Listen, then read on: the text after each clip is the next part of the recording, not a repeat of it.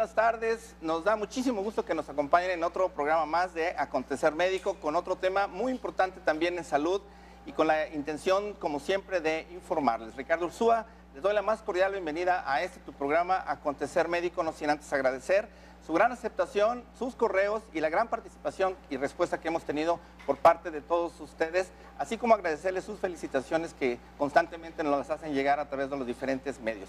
Bueno, pues esta tarde vamos a retomar un tema muy importante, que es justamente la nutrición renal en la preservación del riñón. Así que quédense con nosotros, vamos a hablar acerca de qué afecta, cómo nos afecta la alimentación que normalmente tenemos aquí en México y cómo prevenir no nomás el daño del riñón, sino otros que por consecuencia podemos dañar algunos otros órganos. Así que quédense, comenzamos y este es Acontecer Médico.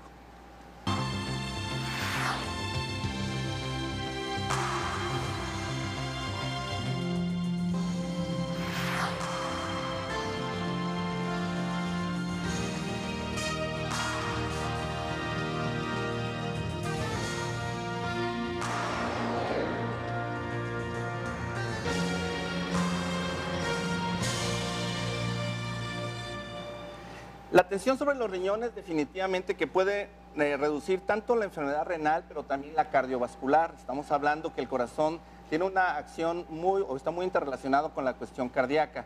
Es por eso que es muchísimo de muchísima importancia de que tomemos ya una acción, no nomás la intención, sino que tomemos acciones que de alguna forma sabemos que las autoridades o la Secretaría de Salud no las está tomando. Entonces nosotros como ciudadanos, como pacientes, tenemos que aprender cómo cuidarnos. Creo que esa es la única solución que vamos a tener aquí en adelante y Acontecer Médico es uno de los objetivos que vamos a estar teniendo con ustedes. Según datos del Hospital Civil de Guadalajara, y vean nada más cómo está la situación, el 8% de los ingresos totales al hospital son por la razón justamente de insuficiencia renal crónica. Representan la primera causa de hospitalización.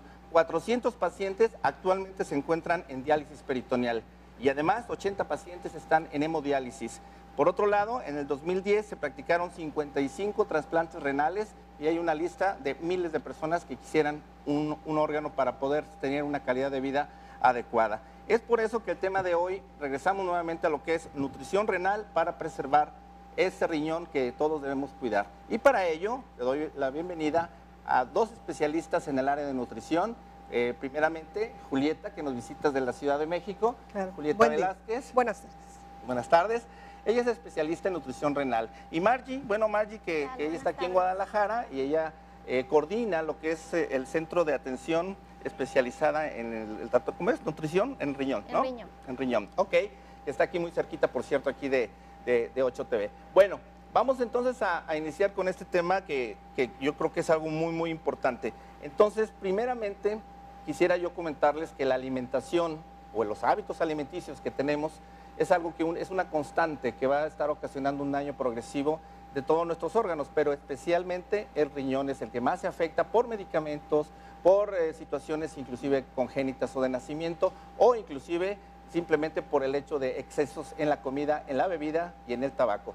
Para ello, bueno, primeramente me gustaría comentarle aquí a Julieta. Julieta, más bien me gustaría que nos hicieras partícipes, tú que en la práctica, ¿cómo ves el impacto que la alimentación que normalmente tenemos está ocasionando en el riñón? Mire, aquí hay muchas cosas interesantes.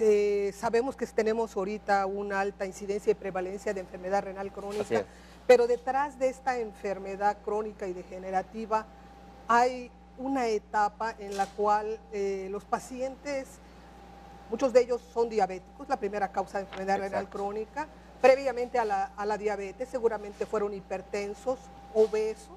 Esto quiere decir que hay una gran repercusión que tenemos en nuestro estilo de vida, en nuestro estilo de comer, en nuestros horarios de comida, en lo que nosotros comemos, cómo vamos ganando peso progresivamente conforme transcurre la edad y los cambios hormonales, la inactividad física. Y esto se ha visto que la obesidad, inclusive en la actualidad se está estudiando que la obesidad es una etapa ya muy corta hacia la enfermedad renal crónica. Antes se pensaba que nada más diabetes e hipertensión llevaban inicialmente al daño renal. Ahora se está viendo en etapas muy tempranas en que la obesidad, prácticamente los pacientes progresan a daño renal sin ser diabéticos ni siquiera hipertensos. Lo que quiere decir que entonces nuestra alimentación nos está llevando a tener una situación ya de urgencia que obviamente está ya rebasando inclusive pues a cualquier tratamiento o trasplante o X. Entonces, ahora más que nunca la prevención es justamente la mejor medicina, como tanto lo hemos comentado en este programa. Y Margie, en este caso, acerca de lo que es la prevención, ahora así específicamente, ¿ustedes tienen muchos pacientes con obesidad? Sí, bueno, la mayoría de los pacientes llegan con obesidad. Ajá. Algunos que ya traen daño renal, bueno, llegan por otras causas, que pudiera ser a lo mejor una carga genética, porque son hipertensos o porque son diabéticos, ¿sí? Claro. Pero la mayoría de los pacientes llega con obesidad. Correcto. Muchos hemos comentado en otros programas y probablemente muchos que lo pueden ver en YouTube actualmente, pero también lo han visto directamente. Hemos platicado aquí acerca de lo que hay en cuanto a causales.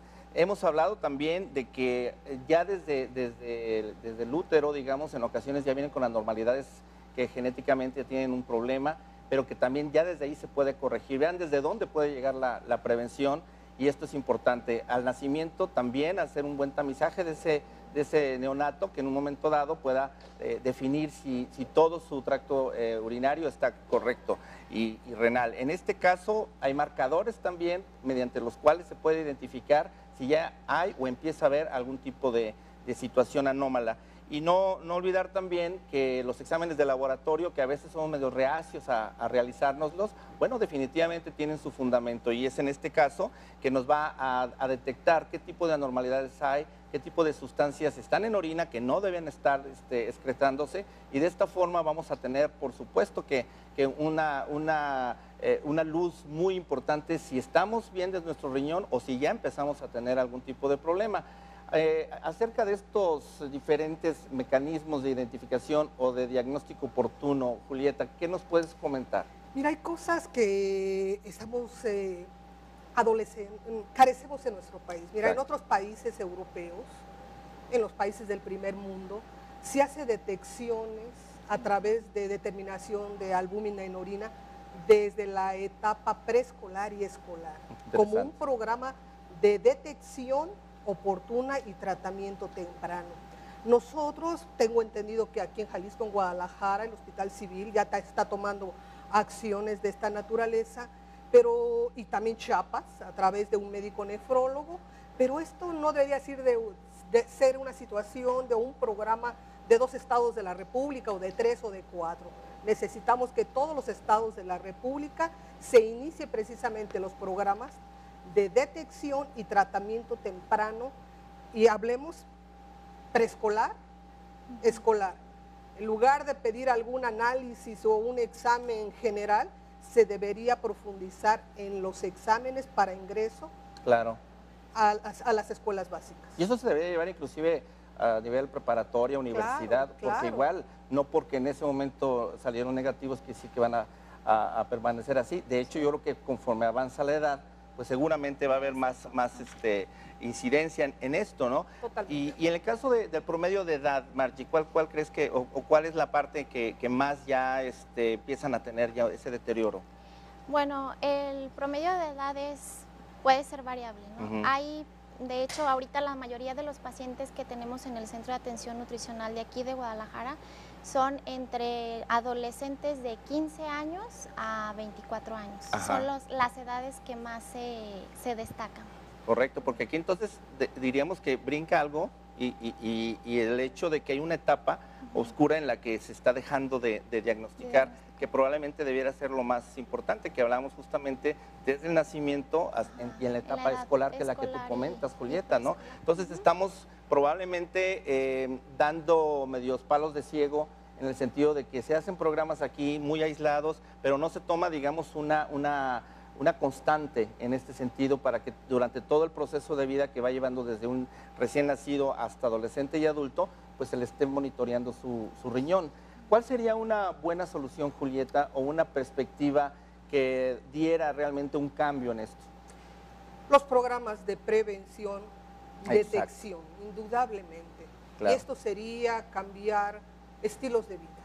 incrementar nuestra actividad física, modificar nuestra forma de comer, desde que la señora tiene un bebé, desde que está embarazada, ahí empieza la buena nutrición. Y después esa madre, al tener su producto, sus bebés, sus niños, esos niños, ella transmite el estilo de comer, costumbres y hábitos de alimentación a ese niño. Y es ahí donde empiezan muchos de los problemas nutricionales que estamos viviendo en la actualidad, en la prevalencia e incidencia de enfermedades crónicas degenerativas. Claro, y eso es algo básico y me llama la atención, Margie, que los pacientes que tienes realmente no mencionaste a los niños, cuando en realidad la obesidad infantil es uno de los grandes problemas de salud que tenemos en nuestro país. Y si estamos pensando que son las nuevas generaciones que ya de por sí vienen con obesidad, y esto le agregamos el hecho de que acabamos de comentar la liga o la relación muy cercana que hay entre obesidad y un daño renal, pues entonces creo que hay un descuido e insisto, los programas están hechos como que al azar y a veces no hay esa consistencia que se requiere en estos casos. Yo también quisiera el punto de hacer un poquito patente esa situación de la Secretaría de Educación o en general lo que son las escuelas, universidades. En la cuestión de salud no hemos conocido hasta ahorita que exista ningún programa o ninguna intención siquiera de hacer algo como para poder saber en qué nivel de salud se encuentran los estudiantes. Creo que esto es un llamado a la Secretaría de Educación para que también tenga una participación y una interrelación directa en todos los programas de prevención que se pueden realizar en muchas enfermedades, inclusive trabajar de la mano con la Secretaría de Salud. Yo creo que esto es uno de los puntos que en este programa y en muchos hemos estado comentando, pero aquí se quejan, dicen y al final no se está haciendo nada, no están tomando esas acciones. Pero bueno, vamos al primer corte de esta tarde. Me da muchísimo gusto que nos estén acompañando en este programa. Va a estar muy interesante porque muchas veces hay el dicho por ahí que la obesidad entra por la boca. Bueno, también muchas enfermedades y esta tarde justamente lo vamos a ver. Antes de irnos más al corte, recuerde que tenemos nuestro teléfono 3719-9763 o nuestro correo electrónico acontecermedico@hotmail.com, donde también recuerden que en septiembre también estamos regalando una noche romántica para ustedes o para sus papás, para que también la cuestión de pareja y familia se revitalice. Regresamos.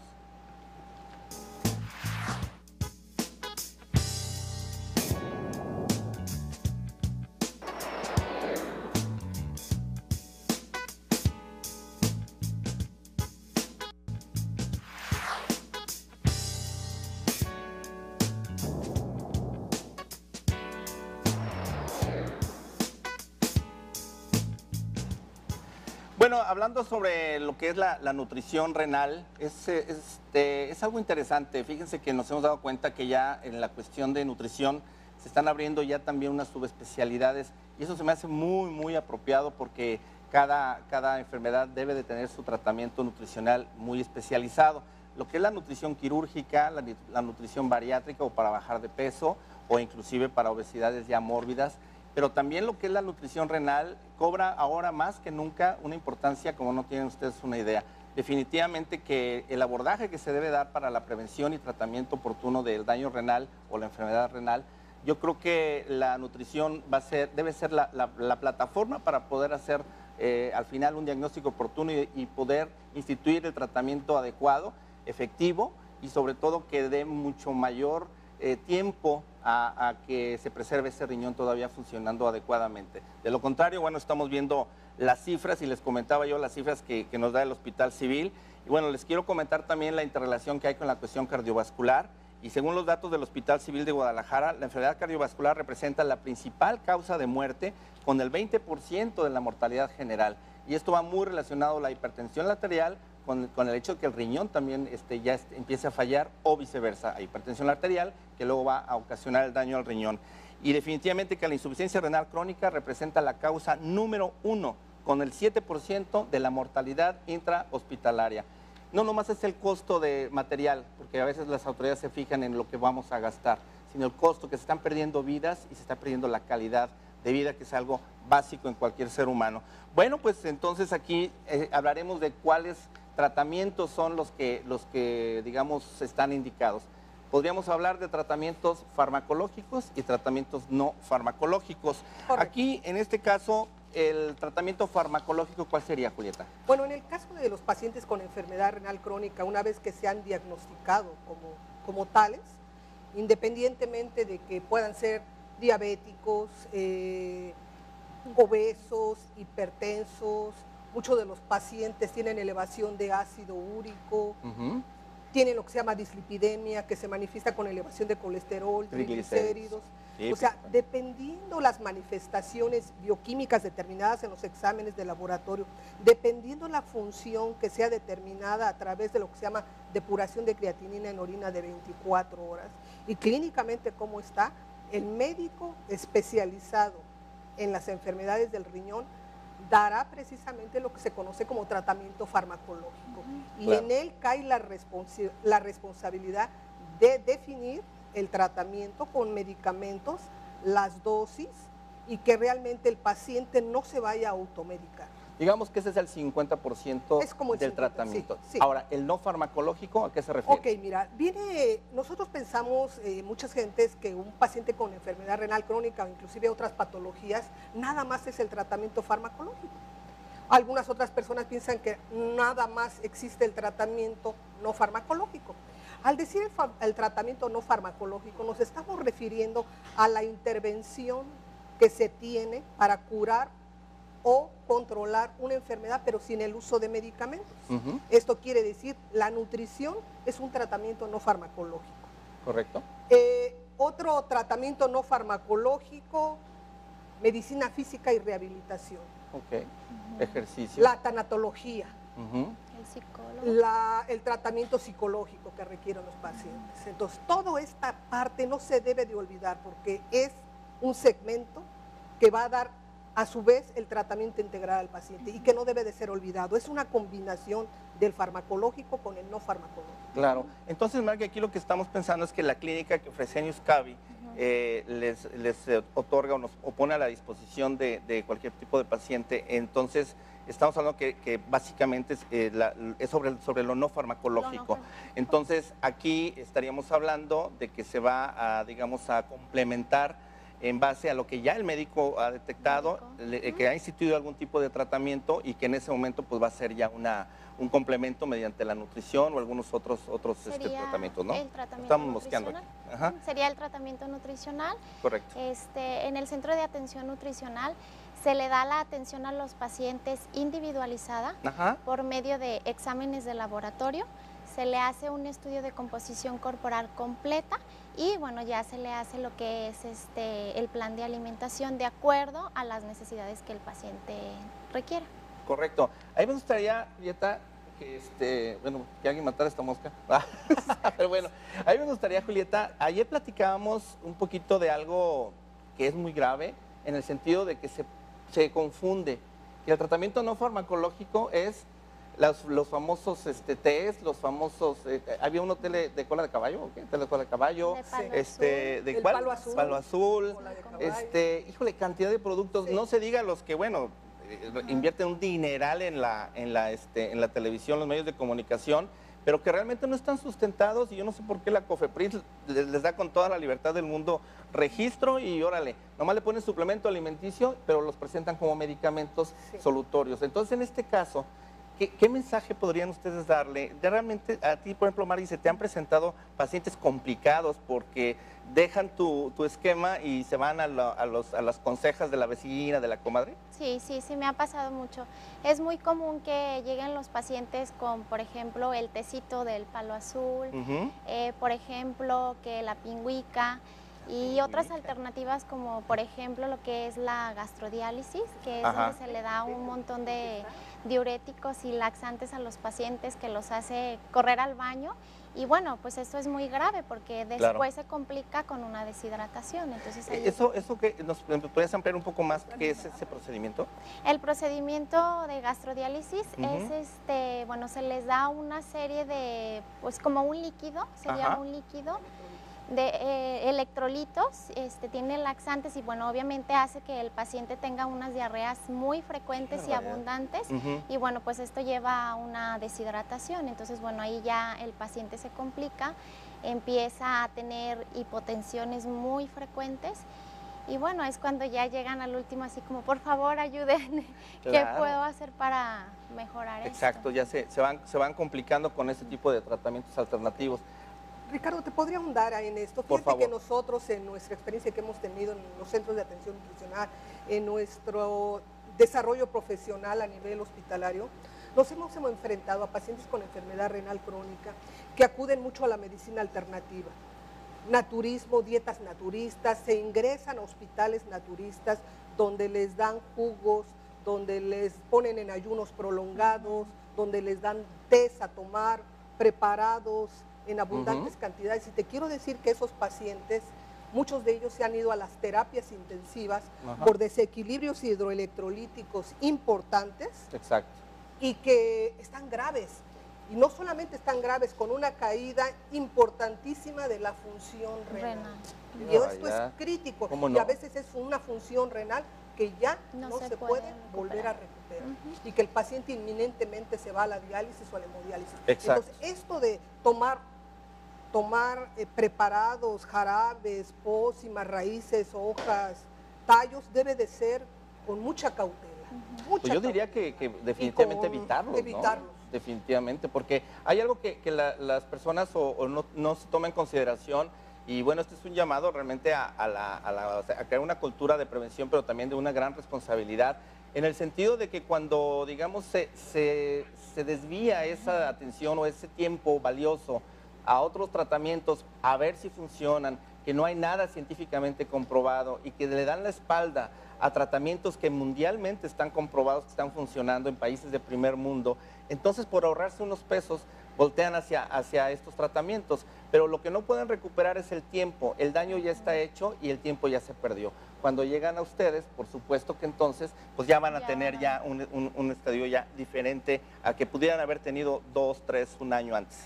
Realmente yo creo que estas terapias alternativas lo único que hacen es acelerar lo que es la progresión del daño renal. Entonces es por eso que pues más rápido se van a lo que es el tratamiento sustitutivo. Exactamente, inclusive también hablamos acerca de las células madre de cerdo, por ejemplo.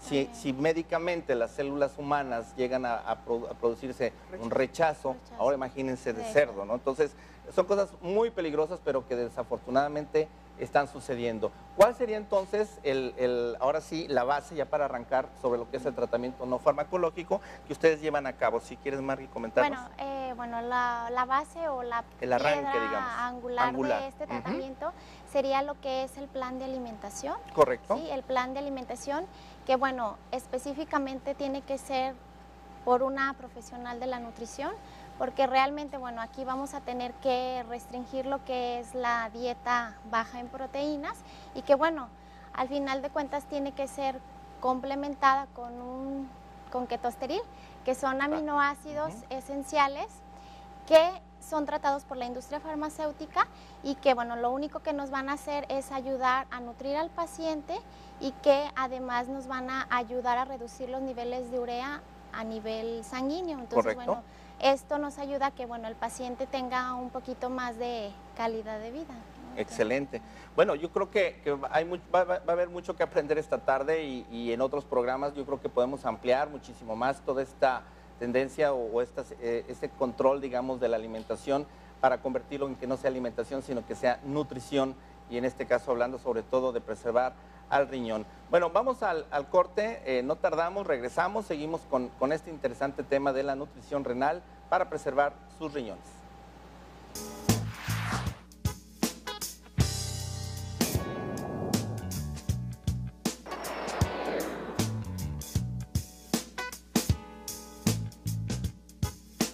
Bueno, pues continuamos entonces sobre lo que es justamente la base piramidal para una buena nutrición que prevenga la lesión en los riñones. Y bueno, Julieta, platícanos de esa piedra angular, piedra angular que es la nutrición. Mira, Ricardo, te quiero comentar algunas cosas. Antes del corte mencionabas, y tu pregunta era, ¿cómo es la dieta del paciente con enfermedad renal crónica?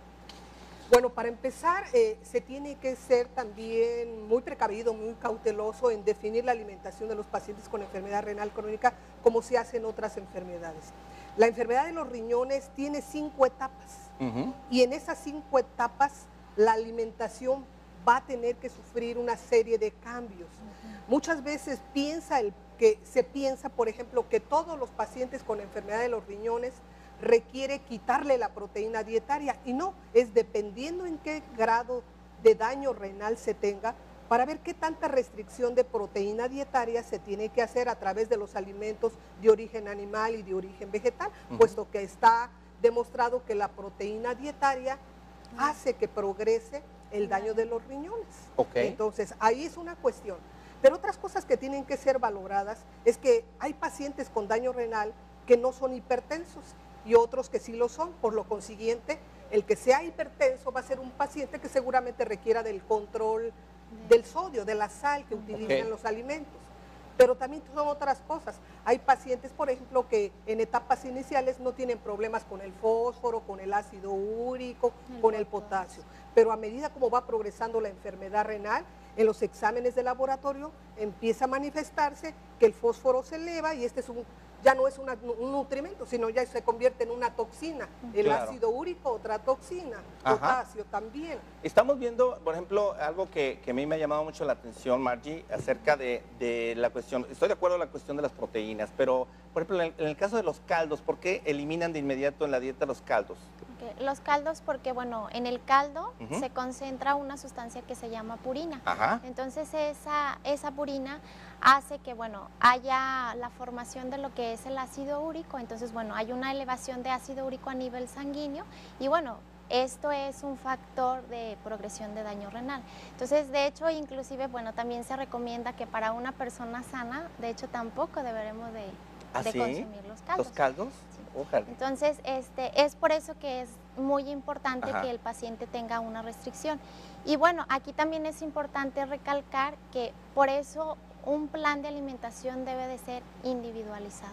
Cada paciente es diferente y bueno, habrá unos pacientes que sí habrá la necesidad de restringir a lo mejor ácido úrico, fósforo, lo que comentaba Julieta, igual va a haber algunos que a lo mejor no. Entonces, por eso es importante esto, ¿no? Recalcar que es individual. Correcto. Entonces, Julieta, estamos hablando de que el control de proteínas sería justamente la piedra angular del tratamiento no farmacológico. Sí, pero no es el único. Pero no el único. No es el único. Indudablemente te acabo de comentar que, supongamos, se trata de un paciente que tiene enfermedad de los riñones por diabetes. Nosotros nos tenemos que centrar en el control estricto de su glucosa en sangre, porque la glucosa elevada en sangre, lo que se llama hiperglucemia, acelera el daño renal. Haz de cuenta que nuestro teleauditorio entienda que es como si se estuvieran caramelizando los riñones con tanta glucosa que les está llegando de la sangre. Los está atrofiando, digamos. Sí, primero los está inflamando y crecen. Claro. Después los empieza a endurecer y los riñones de un paciente diabético se empiezan a hacer pequeños y empiezan a perder la función. Entonces, la dieta debe de tener control estricto de esa glucosa, de las grasas y de otras sustancias que pueden estar alteradas. Correcto. Entonces, digamos que en orden de importancia sería primero la cuestión de las proteínas, después cuidar la ingesta de potasio. Podría ser primero de hidratos de carbono. Ok, hidratos de carbono. La calidad y la cantidad de las grasas que se estén utilizando. Grasas, tercer lugar. Lo que dijo Margie, que es algo que se llama purinas, porque la mayoría de los pacientes en etapas ya avanzadas de falla renal empiezan a tener elevación de ácido úrico. Y al igual el ácido úrico crea un efecto inflamatorio en los riñones a nivel sistémico, o sea, a nivel de todos los órganos. Nadie pensaría, por ejemplo, que la elevación de ácido úrico en un paciente con enfermedad renal crea más descontrol de la presión arterial, por ejemplo, y más daño cardiovascular. Entonces, la dieta no es tan sencilla, es individualizada y no puede ser una dieta generalizada. Claro. Entonces, son de diferentes situaciones que de acordes al paciente, obviamente ya basándose en la situación de lo que el médico dictó, de lo que el médico diagnosticó, porque por supuesto que en este caso no estamos hablando que el tratamiento no farmacológico pueda desplazar al tratamiento farmacológico que ha instituido el médico, por supuesto que no. Claro que no, o sea, son un complemento. Un complemento nada más. Necesita uno tanto como del otro, pero sí es importante que, por ejemplo, el tratamiento farmacológico sea tratado por el médico especialista y bueno, el tratamiento no farmacológico en este caso sería la nutrición por un profesional de la nutrición. Ok. Bueno, vamos al corte, pero continuamos ahorita con este interesante tema. Vamos a ver cada vez más soluciones y más de cerca qué alimentos, qué sí, qué no. Pero yo nada más rápidamente les quiero comentar, recuerden que a través de Acontecer Médico ya pueden tener el seguro de gastos médicos que ustedes necesitan. Necesitamos también cambiar la cultura en la prevención. Ahorita en este momento podemos decir, yo estoy sano, está bien mi hígado, mi riñón, en fin, pero ¿qué tal que no sucede esto? ¿Tenemos el dinero para cubrir? Claro que no, entonces hay que asegurarse. Tener un seguro de gastos médicos mayores que sea libre de elección de médicos y hospitales a nivel internacional, como lo estamos viendo, el pago directo siempre al médico y al hospital, sin periodos de espera, y es un seguro para personas de hasta 74 años, cosa que otros seguros no lo tienen. También hay un pago de honorarios al médico de su elección al 100%, y la cobertura de actividades y deportes peligrosos también se incluyen sin extra prima. Comuníquense hoy mismo con Lili Castro, que es la persona de Acontecer Médico que los va a estar asesorando y con todo gusto les va a hacer el traje a la medida. Ahí aparecen los teléfonos y si no, llámenos al 3719-9763. Vamos al corte y regresamos.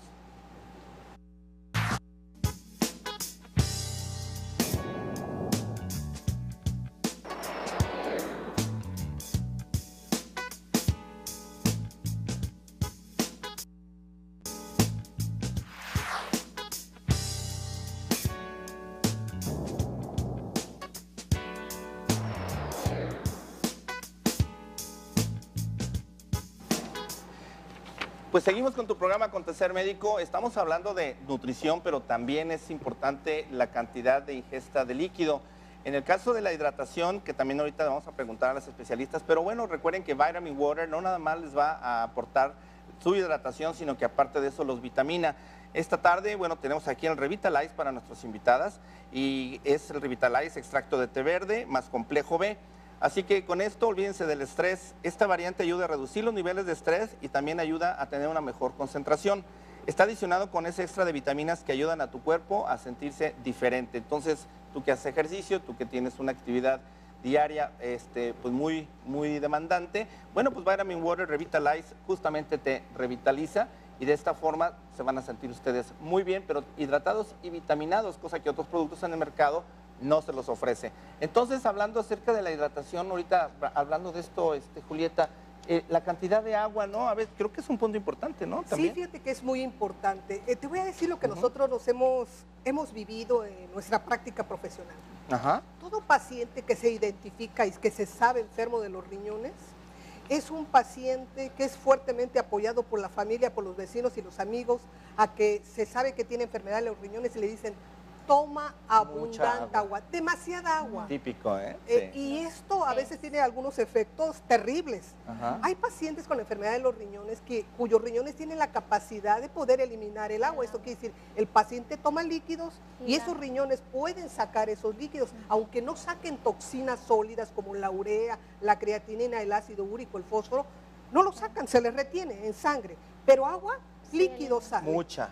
Mientras que un paciente elimine líquido, lo que tome lo elimine, no se hinche, la presión arterial esté controlada, no haya otro tipo de problemas.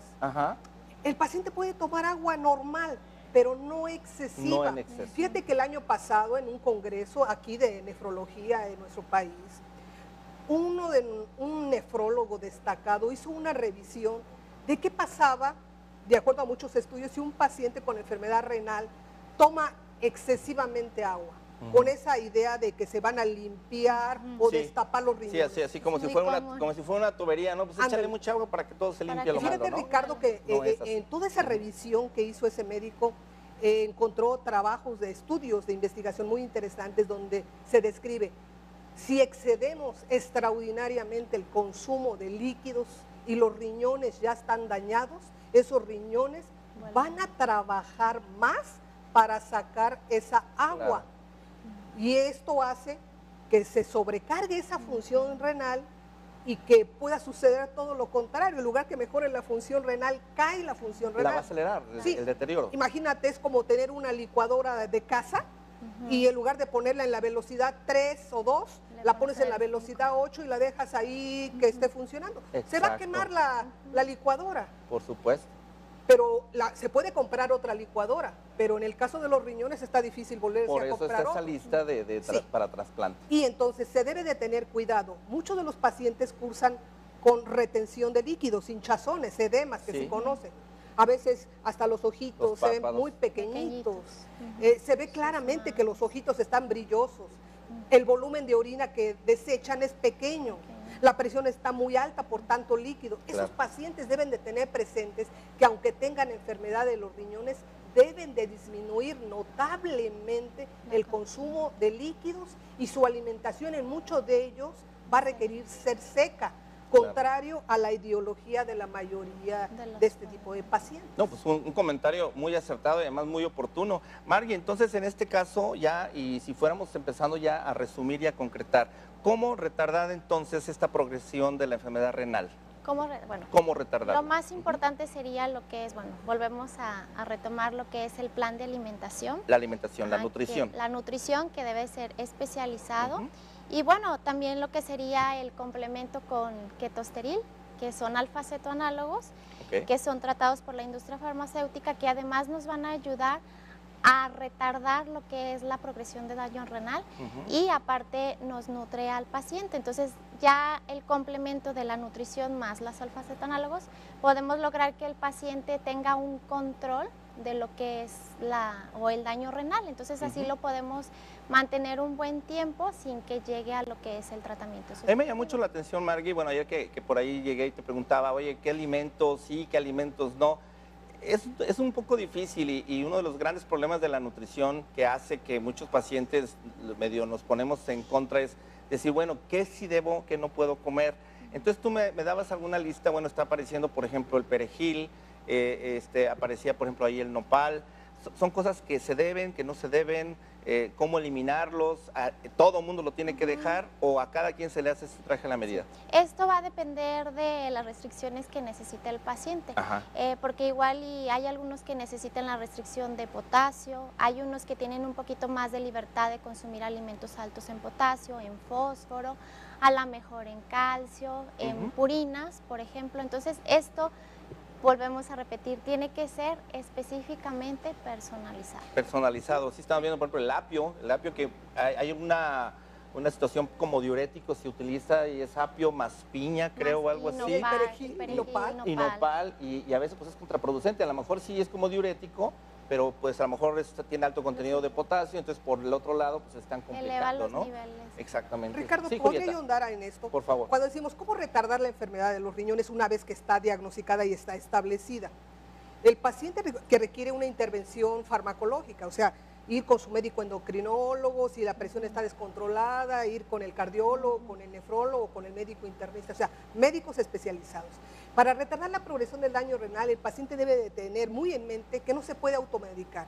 Hay muchos medicamentos que son tóxicos a la función del riñón y que ataca esa función deteriorándola en una forma importante.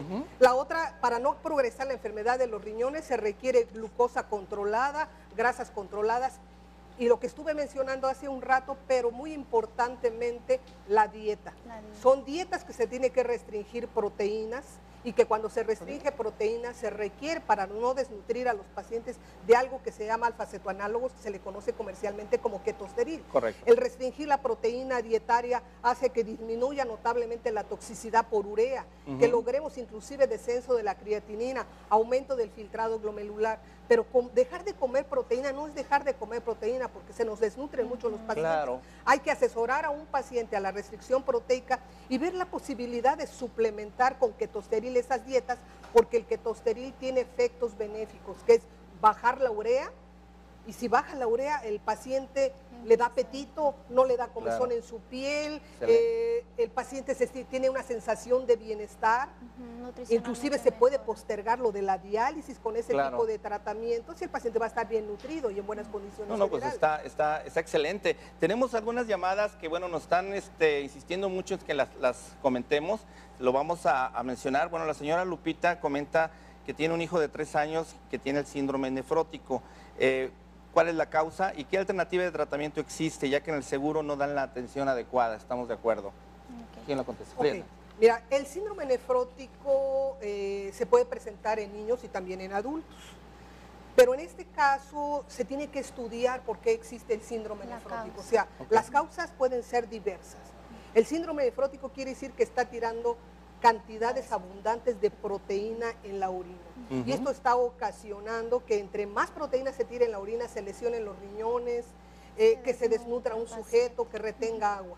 Pero esto le compete al médico nefrólogo delimitar qué es lo que está pasando en ese pequeño, cuál es la causa para poder dar un tratamiento acertado. Correcto. Y al tener un diagnóstico y un tratamiento se puede definir el esquema de alimentación, por la cual no podemos apoyar o ayudar a esta persona que pregunta, a esta señora, porque son ya cosas muy concretas que competen al médico tratante. Claro, a lo mejor no en este momento, pues yo le comento a la señora Lupita que por favor nos llame el día de mañana o en la tarde inclusive al 3719-9763 y yo personalmente con gusto le daré el dato del médico que puede atender a su hijo, el doctor Simón Ojeda, que no pudo venir hoy por tener una situación personal, pero con todo gusto lo derivamos con el doctor. Hay otras preguntas también, dice, ¿qué síntomas hay para saber si tengo daño renal, Margui? Bueno, principalmente puede ser proteinuria, o sea, es decir, tirar proteína por orina. Puede ser algunos que ya presentan lo que es el síndrome urémico, que presentan náuseas, vómitos, en algunos casos hasta diarrea. Claro. Y bueno, edema, que empiezan a edematizarse, pero es muy importante que, bueno, el paciente o la persona que crea que tiene el problema de renal, primero se haga unos estudios de laboratorio para poder en sí diagnosticar si realmente tiene o no tiene. Sí, yo quisiera agregar aquí, Margie, en ese sentido, que es algo muy sencillo, es un examen general de orina, ustedes llevan al laboratorio su primera orina de la mañana, no tiene que ser ni siquiera en frasco estéril, pero sí que sea de farmacia ya, para que no haya ninguna contaminación. Entonces lo llevan, le van a hacer ese estudio y ahí le van a decir exactamente lo que tú comentas, si tiene proteínas, si tiene ya sangre a veces o alguna infección inclusive, y es algo muy sencillo, no cuesta arriba de 80 pesos en algunos laboratorios. Hay una pregunta aquí que Julieta, que me dicen, ¿cómo hacer una dieta? Dice la señora Susana González, ¿cómo hacer una dieta que sea atractiva para los niños? Bueno, para comentar, no sé si se refiera a niños con daño de los riñones. O a lo mejor para prevenir, cualquiera de las dos. En el caso de la prevención sería, por ejemplo, usamos indiscriminadamente grandes cantidades de azúcar en la alimentación de los niños. El consumo de sal en los niños es exagerado, si en los adultos lo es. Muchos niños, porque en el transcurso del día están comiendo botanas muy ricas en sal, ¿no? Cierto. Entonces, hay que quitar botanas, hay que quitar muchos alimentos muy generosos en sal, como los embutidos, muchos quesos que son muy salados. También. Eliminar. Usamos mucho la mantequilla, usamos mucha mayonesa, que eso también está contribuyendo a crear problemas de enfermedades crónicas degenerativas, incluyendo la enfermedad. Correcto. Antes de terminar el programa, hay algo que a todos nos preocupa y es, bueno, el costo-beneficio. Si nos hacen el favor de pasarnos esa diapositiva que se me hace muy interesante, y si quieres comentarlo, Marky, rápidamente, decir, bueno, ¿cuánto cuesta ponerse, digamos, en manos de este programa integral que maneja Fresenius Kabi, y cuánto nos cuesta en un momento dado el tener ya un problema de disfunción renal? Sí, bueno, si nos vamos a lo que es el costo, una caja de ketosteril nos cuesta 980. Ajá. Si lo hacemos, bueno, el tratamiento por un mes, que serían 3 cajas, correcto, nos estaría saliendo en 2,940. ¿sí? Y bueno, si hacemos un redondeo por lo que sería un año, estaríamos gastándonos lo que es 35,000 pesos aproximadamente. Si lo comparamos con un tratamiento sustitutivo, que sería lo que es la hemodiálisis, cada sesión de hemodiálisis mínimo cuesta 1,500. Wow. Serían 3 sesiones por semana y bueno, luego al año, pues prácticamente estaríamos gastándonos como 234,000 pesos aproximadamente. Claro. Entonces, si comparamos con lo que es el ketosteril y el tratamiento sustitutivo, pues realmente es mucha diferencia. Y bueno, aquí lo más importante sería que si nosotros intentamos hacer lo que es el tratamiento con plan de alimentación más ketosteril, podemos decir que, bueno, un paciente puede ser completamente independiente, puede ser productivo y sobre todo que puede tener una mejor calidad de vida. Entonces sería una gran comparación. Perfecto. No, bueno, pues muchísimas gracias. Bueno, el señor Martín Suárez felicita el programa y comenta que una persona que ya está en diálisis, ¿qué cuidado debe de tener? Así ya por último, Julieta.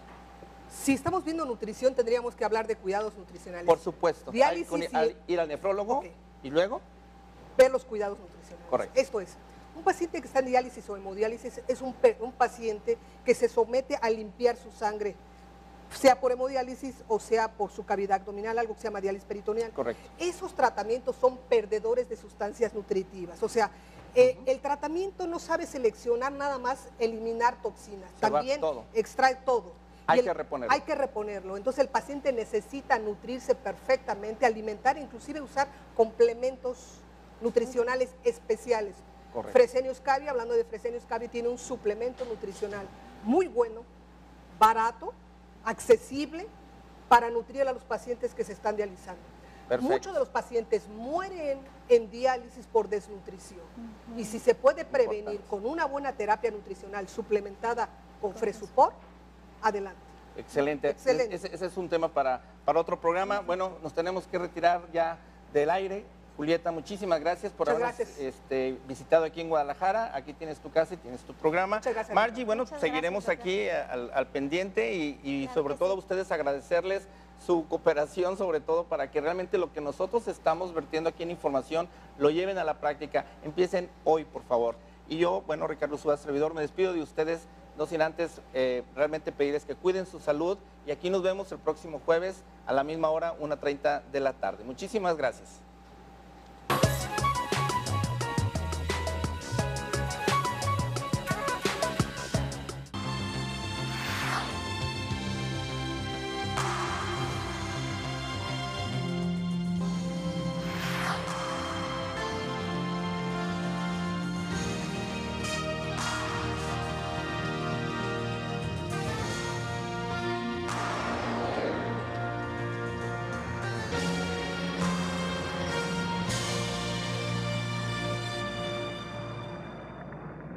Tenemos que aprender cómo cuidarnos. Creo que esa es la única solución que vamos a tener aquí en adelante y Acontecer Médico es uno de los objetivos que vamos a estar teniendo con ustedes. Según datos del Hospital Civil de Guadalajara, y vean nada más cómo está la situación, el 8% de los ingresos totales al hospital son por la razón justamente de insuficiencia renal crónica. Representan la primera causa de hospitalización. 400 pacientes actualmente se encuentran en diálisis peritoneal y además 80 pacientes están en hemodiálisis. Por otro lado, en el 2010 se practicaron 55 trasplantes renales y hay una lista de miles de personas que quisieran un órgano para poder tener una calidad de vida adecuada. Es por eso que el tema de hoy, regresamos nuevamente a lo que es nutrición renal para preservar ese riñón que todos debemos cuidar. Y para ello, le doy la bienvenida a dos especialistas en el área de nutrición. Primeramente, Julieta, que nos visita de la Ciudad de México. Claro. Julieta Velázquez. Buenas tardes. Buenas tardes. Ella es especialista en nutrición renal. Y Margie, que ella está aquí en Guadalajara y ella coordina lo que es el Centro de Atención Especializada en el trato, ¿cómo es? Nutrición en riñón, ¿no? En riñón. En riñón, ok. Está aquí muy cerquita, por cierto, aquí de 8TV. Bueno, vamos entonces a iniciar con este tema que yo creo que es algo muy, muy importante. Entonces, primeramente, quisiera yo comentarles que la alimentación o los hábitos alimenticios que tenemos es algo que es una constante que va a estar ocasionando un daño progresivo de todos nuestros órganos, pero especialmente el riñón es el que más se afecta por medicamentos, por situaciones inclusive congénitas o de nacimiento, o inclusive simplemente por el hecho de excesos en la comida, en la bebida y en el tabaco. Para ello, bueno, primeramente me gustaría comentarle aquí a Julieta. Julieta, también me gustaría que nos hicieras partícipes, tú que en la práctica, ¿cómo ves el impacto que la alimentación que normalmente tenemos está ocasionando en el riñón? Mire, aquí hay muchas cosas interesantes. Sabemos que tenemos ahorita una alta incidencia y prevalencia de enfermedad renal crónica, pero detrás de esta enfermedad crónica y degenerativa hay una etapa en la cual los pacientes, muchos de ellos son diabéticos, la primera causa de enfermedad renal crónica. Previamente a la diabetes seguramente fueron hipertensos, obesos. Esto quiere decir que hay una gran repercusión que tenemos en nuestro estilo de vida, en nuestro estilo de comer, en nuestros horarios de comida, en lo que nosotros comemos, cómo vamos ganando peso progresivamente conforme transcurre la edad y los cambios hormonales, la inactividad física. Y esto se ha visto que la obesidad, inclusive en la actualidad se está estudiando que la obesidad es una etapa ya muy corta hacia la enfermedad renal crónica. Antes se pensaba que nada más diabetes e hipertensión llevaban inicialmente al daño renal. Ahora se está viendo en etapas muy tempranas en que la obesidad, prácticamente los pacientes progresan a daño renal sin ser diabéticos ni siquiera hipertensos. Lo que quiere decir que entonces nuestra alimentación nos está llevando a tener una situación ya de urgencia que obviamente está ya rebasando inclusive pues a cualquier tratamiento o trasplante o X. Entonces, ahora más que nunca la prevención es justamente la mejor medicina, como tanto lo hemos comentado en este programa. Y Margie, en este caso, acerca de lo que es la prevención, ahora así específicamente, ¿ustedes tienen muchos pacientes con obesidad? Sí, bueno, la mayoría de los pacientes llegan con obesidad. Ajá. Algunos que ya traen daño renal, bueno, llegan por otras causas, que pudiera ser a lo mejor una carga genética, porque son hipertensos o porque son diabéticos, ¿sí? Claro. Pero la mayoría de los pacientes llega con obesidad. Correcto. Muchos hemos comentado en otros programas y probablemente muchos que lo pueden ver en YouTube actualmente, pero también lo han visto directamente. Hemos platicado aquí acerca de lo que hay en cuanto a causales. Hemos hablado también de que ya desde el útero, digamos, en ocasiones ya vienen con anormalidades que genéticamente tienen un problema, pero que también ya desde ahí se puede corregir. Vean desde dónde puede llegar la prevención, y esto es importante. Al nacimiento también hacer un buen tamizaje de ese neonato, que en un momento dado pueda definir si todo su tracto urinario está correcto y renal. En este caso hay marcadores también mediante los cuales se puede identificar si ya hay o empieza a haber algún tipo de situación anómala. Y no olvidar también que los exámenes de laboratorio, que a veces somos medio reacios a realizárnoslos, bueno, definitivamente tienen su fundamento, y es en este caso que nos va a detectar qué tipo de anormalidades hay, qué tipo de sustancias están en orina que no deben estar excretándose, y de esta forma vamos a tener, por supuesto, que una luz muy importante si estamos bien de nuestro riñón o si ya empezamos a tener algún tipo de problema. Acerca de estos diferentes mecanismos de identificación o de diagnóstico oportuno, Julieta, ¿qué nos puedes comentar? Mira, hay cosas que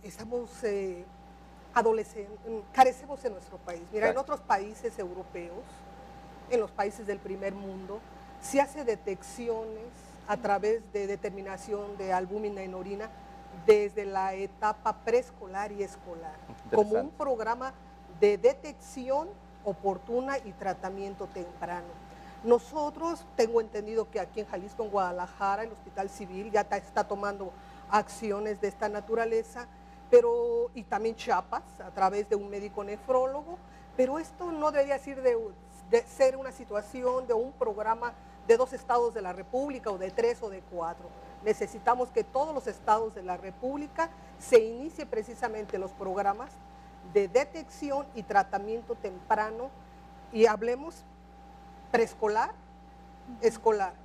En lugar de pedir algún análisis o un examen general, se debería profundizar en los exámenes para ingreso, claro, a las escuelas básicas. Y eso se debería llevar inclusive a nivel preparatoria, universidad, claro, porque igual, no porque en ese momento salieron negativos, que sí que van a permanecer así. De hecho, yo creo que conforme avanza la edad, pues seguramente va a haber más incidencia en esto, ¿no? Totalmente. Y en el caso del promedio de edad, Margie, ¿cuál crees que, o cuál es la parte que más ya empiezan a tener ya ese deterioro? Bueno, el promedio de edad puede ser variable, ¿no? Hay, de hecho, ahorita la mayoría de los pacientes que tenemos en el Centro de Atención Nutricional de aquí de Guadalajara son entre adolescentes de 15 años a 24 años. Ajá. Son las edades que más se destacan. Correcto, porque aquí entonces diríamos que brinca algo y el hecho de que hay una etapa oscura en la que se está dejando de diagnosticar, que probablemente debiera ser lo más importante, que hablamos justamente desde el nacimiento y en la etapa escolar, que es la que tú comentas, Julieta, ¿no? Entonces estamos probablemente dando medio... Muy buenas tardes, nos da muchísimo gusto que nos acompañen en otro programa más de Acontecer Médico, con otro tema muy importante también en salud y con la intención, como siempre, de informarles. Ricardo Ursúa, les doy la más cordial bienvenida a este tu programa Acontecer Médico, no sin antes agradecer su gran aceptación, sus correos y la gran participación y respuesta que hemos tenido por parte de todos ustedes, así como agradecerles sus felicitaciones que constantemente nos las hacen llegar a través de los diferentes medios. Bueno, pues esta tarde vamos a retomar un tema muy importante, que es justamente la nutrición renal en la preservación del riñón. Así que quédense con nosotros, vamos a hablar acerca de qué afecta, cómo nos afecta la alimentación que normalmente tenemos aquí en México y cómo prevenir no nomás el daño al riñón, sino otros que por consecuencia podemos dañar algunos otros órganos. Así que quédense, comenzamos y este es Acontecer Médico.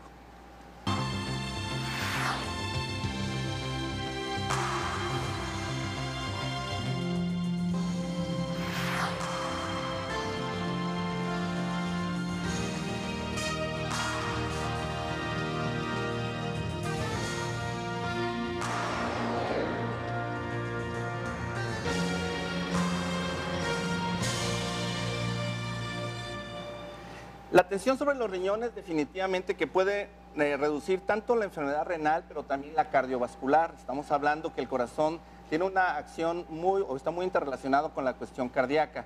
Es por eso que es muchísimo de muchísima importancia de que tomemos ya una acción, no nomás la intención, sino que tomemos acciones que de alguna forma sabemos que las autoridades o la Secretaría de Salud no las está tomando. Entonces nosotros como ciudadanos, como pacientes,